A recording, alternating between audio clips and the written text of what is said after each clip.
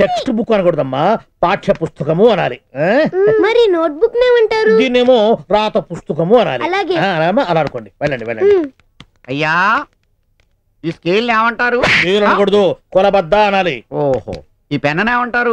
అనకూడదు, కలము అనాలి. ఓహో. మరి పెన్సిల్ ఏమంటారండి? పెన్సిల్ అనకూడదు. చెప్పండి. చెప్తాను. సన్నటి చెక్కబద్దలో ఉన్నటువంటి నల్లటి రాత పుల్ల అనాలి. నల్లటి చెత్తలో దాక్కున్న ఎర్రటి పుల్లేం కాదు. తప్పు చెప్తే ఇవ్వాలి 100. వస్తారు పొద్దున్నే పరిగెట్టుకుని.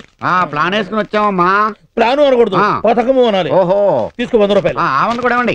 200 ఎందుకు? ఒక తప్పేగా చేసింది. కాదు, ఈ రాత్రికి మిమ్మల్ని మందు పార్టీకి తీసుకెళ్తా.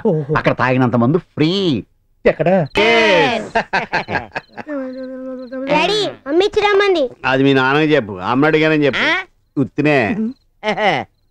వారంలో 6 రోజులు ఎవడు హడావుడిలో వాడు ఉంటాం. ఆదివారం వచ్చిందంటే ఇక్కడ అందరం కూర్చుని మందు కొడుతుంటే దాని మజా వేరు. మమ్మీ మంది. సిగరెట్ తీసుకురాబు. నువ్వు అన్ని తినేసి తెచ్చాడురా. మా వాడు దిష్టి పెట్టుక.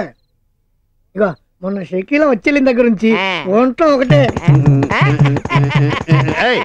వేణు, గోవా వెళ్దాం అంతే. అవునరా అబ్బాయి, ఇక్కడ పాత బళ్ళతో రాత పుట్టేస్తుంది. గోవా వెళ్ళిన తర్వాత అక్కడ ఏదైనా కొత్త వెరైటీ తగిలింది అనుకో,